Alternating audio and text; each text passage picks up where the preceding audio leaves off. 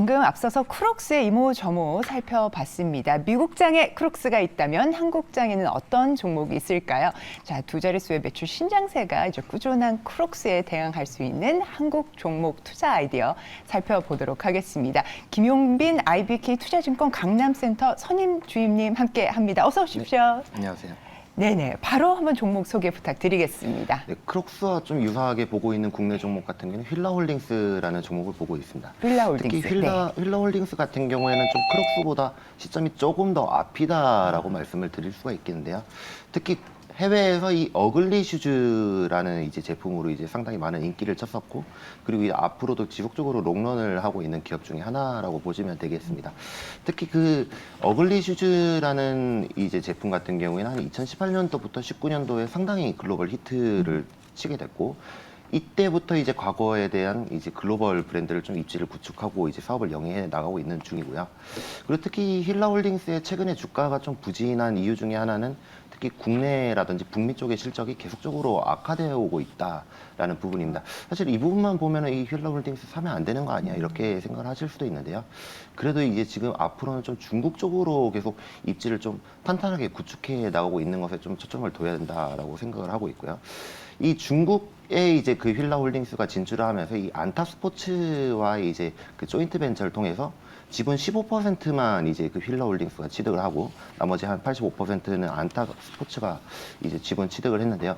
사실 이 지분 취득관이 있어서 이제 연결 이익으로 따져봤을 때 상당히 좀 낮은 지분을 가지고 있는 것이 아니냐라고 생각을 하실 수 있는데, 이 조인트 벤처 내에서 이 중국에서 발생하는 매출액의 한 3% 정도는 휠라홀딩스가 이제 그 로열티로 수수료를 하고 있기 때문에 이런 부분에 있어서 중국 성장은 상당히 긍정적으로 평가를 하셔도 될 것 같습니다.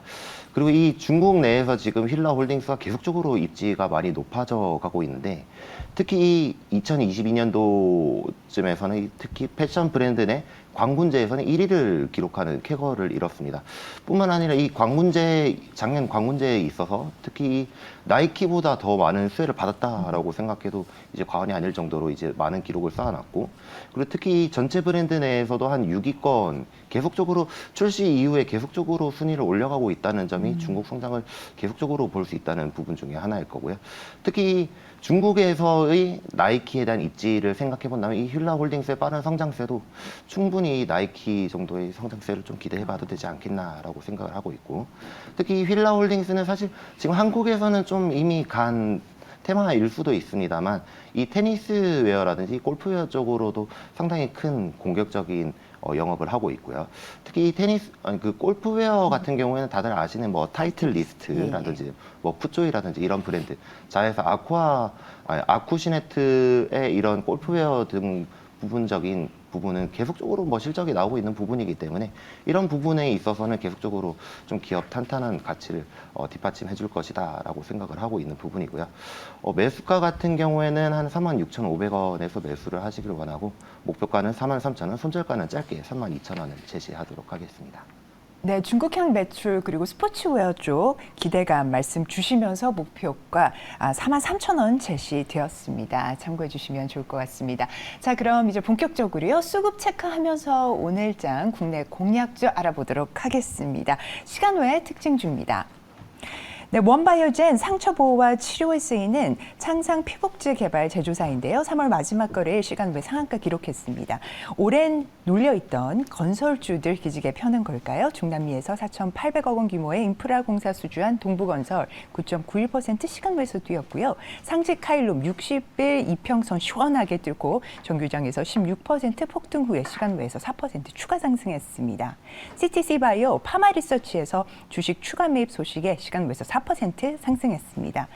SC엔지니어링은 새만금 단지 내 2차 전지 투자 소식에 정규장에서 11% 시간 외에서 2.5%대 상승세입니다.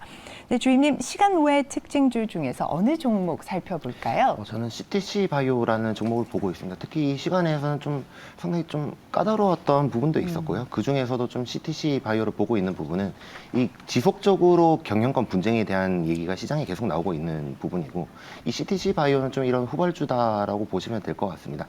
물론 이런 기사가 이전부터 나왔던 것은 사실이지만 이번 파마리서치의 그 공시로 인해서 조금 더 바뀌어졌다라고 생각을 해야 될 것 같고요. 특히 CTC 바이오가 아니라 파마리서치가 이제 이번에 그 최근에 7%의 지분을 매입을 했었고요. 최근에는 이 CTC 바이오 추가 매입 결정과 관련한 이제 공시가 나오게 되면서 시간에 좀 상승을 이뤘다 보시면 될 것 같습니다.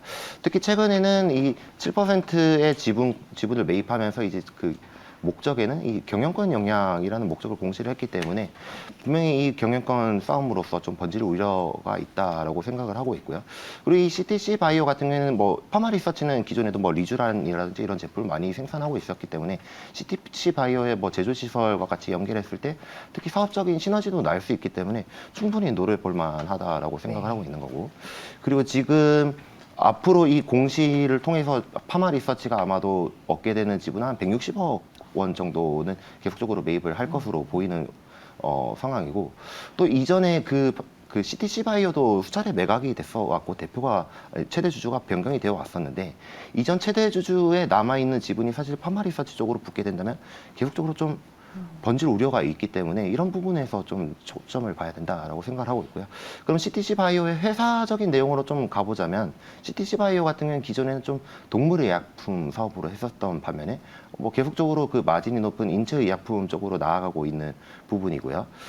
그리고 동사 같은 경우에는 특히 뭐 키포인트라고 한다면 필름형 제재입니다. 뭐 전 세계적으로 해서 한 13곳 정도 필름형 제재를 만들고 있는데, 이 필름형 제재라는 거는 뭐 어린아이들이라든지 이런 부분에 있어서 약을 먹기 싫어하는 그런 좀 연령층에 대해서 상당히 인기를 끌고 있는 제재이고, 또 뿐만 아니라 그 복합형 남성 치료제라고 해서요, 뭐 비아그라와 이제 조루와 이런 그런 것들을 합친 이런 믹스된 이런 남성 치료제를 개발을 하고 있고, 또 뭐 동구바이오와 이런 부분에 있어서 좀 기술 협약 체결을 맺는다든지 그런 부분으로 좀 사업을 영위해왔고요.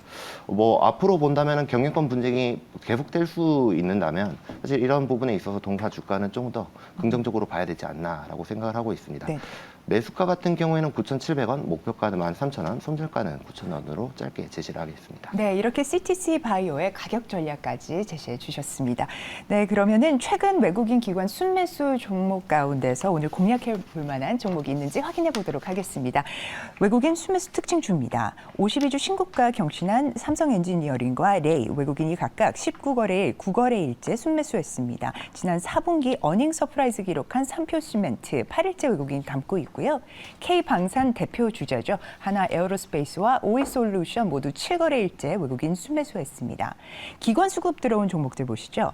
외국인은 보유 비중 줄이고 있는 KT, 기관은 17일째 순매수에 나섰습니다. 시멘트 레미콘 관련주로 외국인 매수세 포착되고 있는 쌍용 CNE 기관 9일째 사들이고 있고요. 티웨이 항공도 같은 기관에 순매수 들어왔습니다. 반도체 메모리 모듈 제조업체인 한양 디지텍과 시스템 반도체 테스트 업체죠. 두산 테스나 기관 각각 6거래일 연속 담았습니다. 네, 외국인 순매수 종목 가운데 탑픽 꼽아주시죠.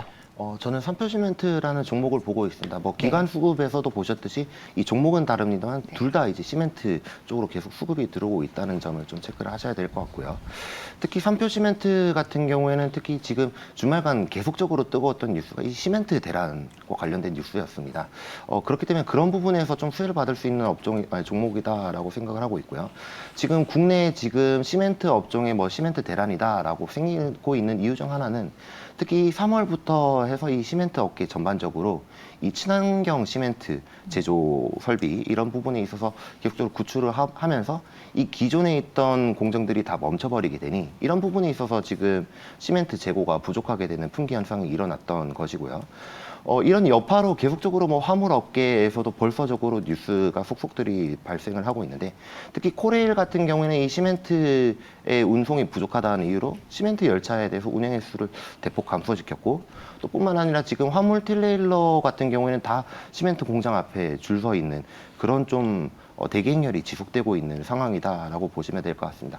또 시멘트 업계에 대한 그런 원재료 이런 부분을 생각을 하면요, 특히 시멘트 의 대부분의 이제 원재료 가격은 다 유연탄에서 나온다 해도 과언이 아닌데, 특히 유연탄 같은 경우에 작년 고점 대비했을 때 지금 한 2배 이상 하락한 가격을 보여주고 있고, 그 이후로 완만한 계속 하락세를 진행 중이기 때문에 사실 이 시멘트 업계 내에서도 사실 이 마진폭이 상당히 많이 올라갈 수 있다라는 부분이고요.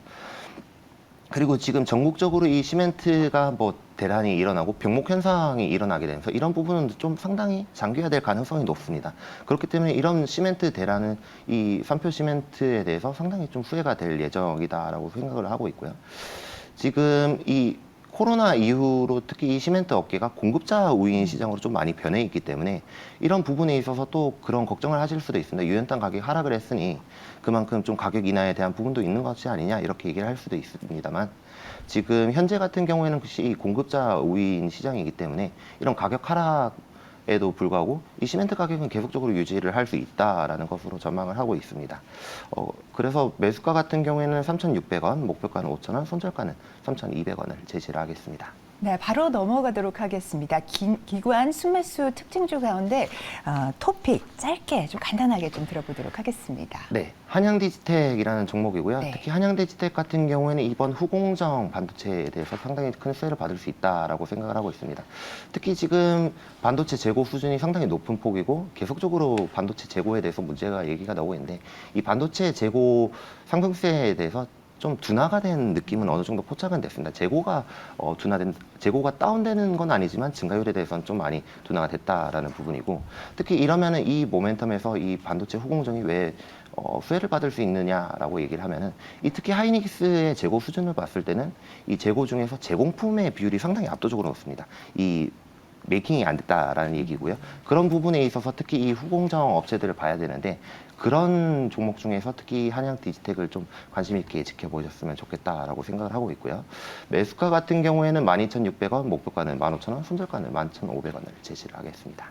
네, 이렇게 가격 전략까지 깔끔하게 제시해 주셨습니다. 김용빈 주인님 오늘 도움 말씀 대단히 감사합니다.